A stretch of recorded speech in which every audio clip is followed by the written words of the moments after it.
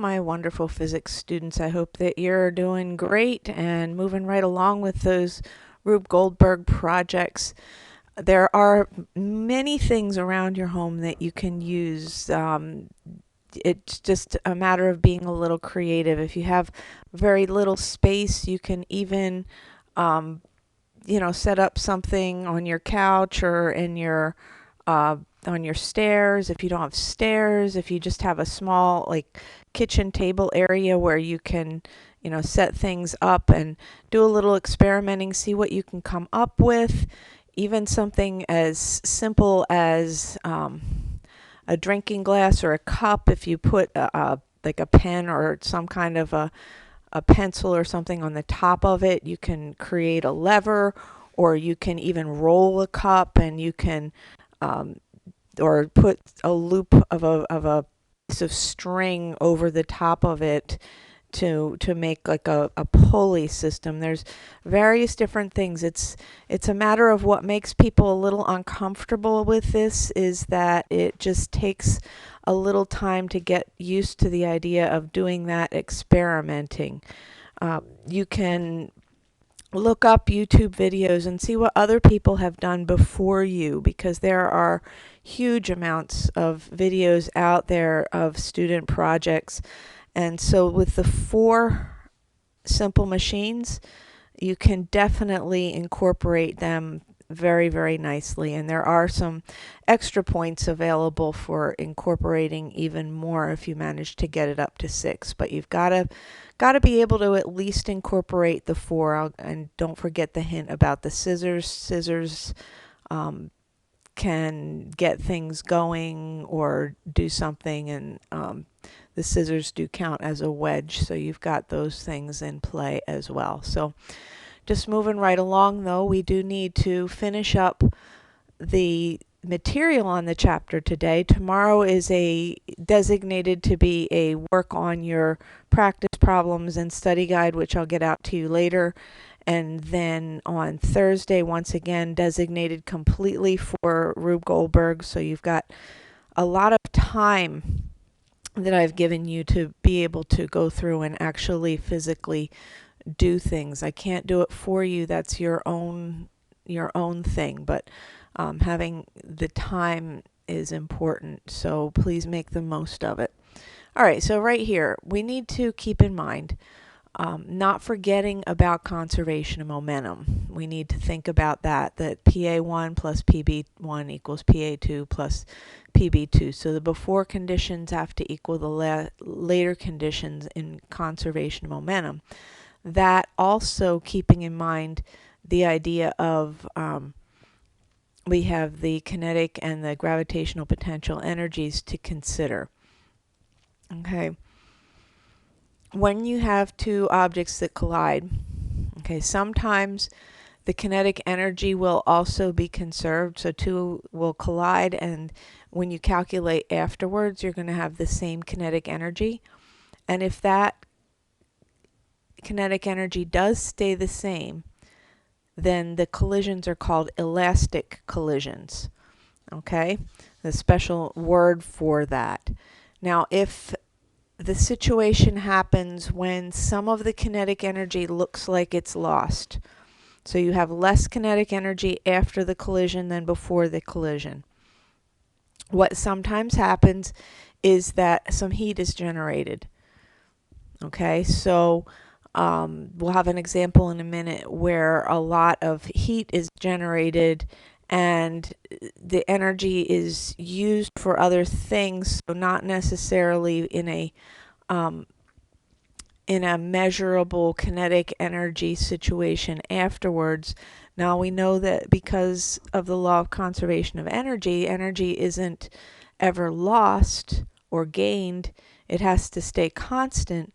So something had to happen to that energy. So sometimes it gets converted into heat or thermal energy, and sometimes it gets converted into other things. But if the kinetic energy doesn't stay consistent, we call it an inelastic collision.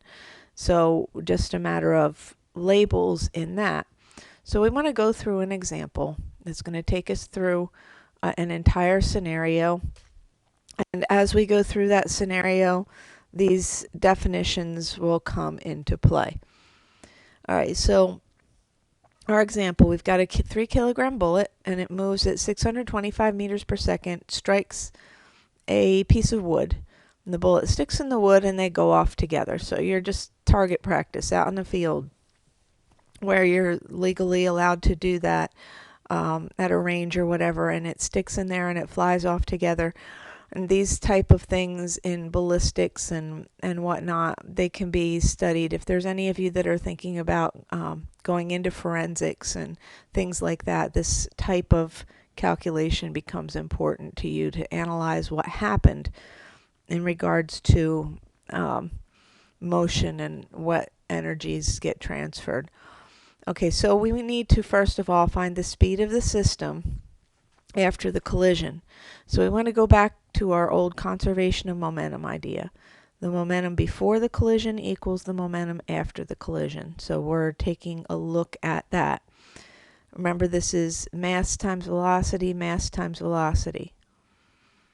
Okay, so the bullet was moving beforehand, so mass is 0.003. Don't forget to turn the grams into kilograms. And the velocity was 625. The wood is sitting still, so its velocity would be 0. So this part would be 0. Afterwards, you have the 0.003 kilogram bullet times the velocity plus the 0.35 kilogram piece of wood times velocity, so they get put together. Okay? The velocities are the same because they're flying off together. The bullet embeds and carries that thing off. It doesn't go completely through, so the velocities are together. So we add those together with like terms, divide those two by that number, we get our new velocity. So that's how fast the block and the bullet are going once they've come off of the post or whatever it is that you're shooting it off of. So that means that we have that. Now let's think about the kinetic energy of the system before, and then we'll consider the kinetic energy afterwards. Remember, kinetic energy is 1/2 mv squared. The velocity of the block before the collision is 0, so that part doesn't even count. We need to just consider the bullet part, 1/2 mv squared. Our mass, we said, was 0.003. Our velocity before the collision, 625. So we plug those numbers into the equation. Half mass velocity squared. And we get this 585.9 joules of energy for the kinetic energy of the bullet. So what we need to then do is we need to find the kinetic energy of the system after the collision. Okay, well that's 1/2 mv squared again, but our mass is the combined mass of the bullet and the wood, and the velocity afterwards we calculated at 5.31. So 1/2, there's our mass of our wood plus the bullet, velocity squared, 5.31 squared, and I calculate that out and I got 4.98 joules. So after the collision, there's only 4.98 joules of energy, kinetic energy. Okay, that energy went somewhere. It maybe generated some heat as it pushed into the block. Okay, it could have taken and used up some of it in work to split the block so that it would embed in there. So somewhere that kinetic energy didn't disappear off the planet, it simply changed forms, but we're considering this whole idea of whether it was conserved, and so it wasn't. It went all the way down to 4.98 joules. So we want to figure out how much percentage of the kinetic energy was lost. Now, percent of loss is an old concept that you probably heard early on in your math career, but somewhere along the way it gets lost.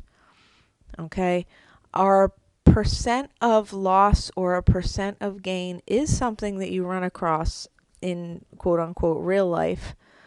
And you hear statistics about percent gain and percent lost in the stock market. You hear it in finance. You hear it in, like even in whatever it is that you're dealing with. You hear a percent gain and a percent loss, and this is what it is. It's the amount of loss or the amount of gain divided by the original, and then that expressed as a percent. So our amount of loss is where you take the one number and subtract the other number, because that's how much, and divided by the original. Okay, so the starting before the collision was this much, and then it lost a whole bunch, and it's that much, how much was lost, divided by the original, and then that number, 0.992, as a percentage, if you remember, bump the decimal over 2 places, 99.2% of the kinetic energy was lost and turned into another form. Okay, so let's think back. Okay, we did have the kinetic energy did not stay the same. So when we go back and we think about, well, how does that apply? The kinetic energy, sometimes it's converted into something else, and there's less kinetic energy afterwards. So this was an inelastic collision that I just gave you an example of. So that's how you would tell. If the kinetic before equaled the kinetic after, then you would have an elastic collision. And it's just a matter of a label that you need to know about. Okay, so our example is an inelastic collision because the kinetic energy after was different than the kinetic energy before. All right, with that, I'm going to say spend some good time either working on any of your projects. Remember, you're still spending your school time, so you're still responsible for whatever time you would have spent in class. And even if we were in class, this project would be happening and you would be going home and you'd be working on it outside of class. So please make sure that you're putting enough time and effort into getting this accomplished, okay? All right, and I'm really looking forward to seeing it. What I'm feeling a lot is missing out on seeing the creative process happen.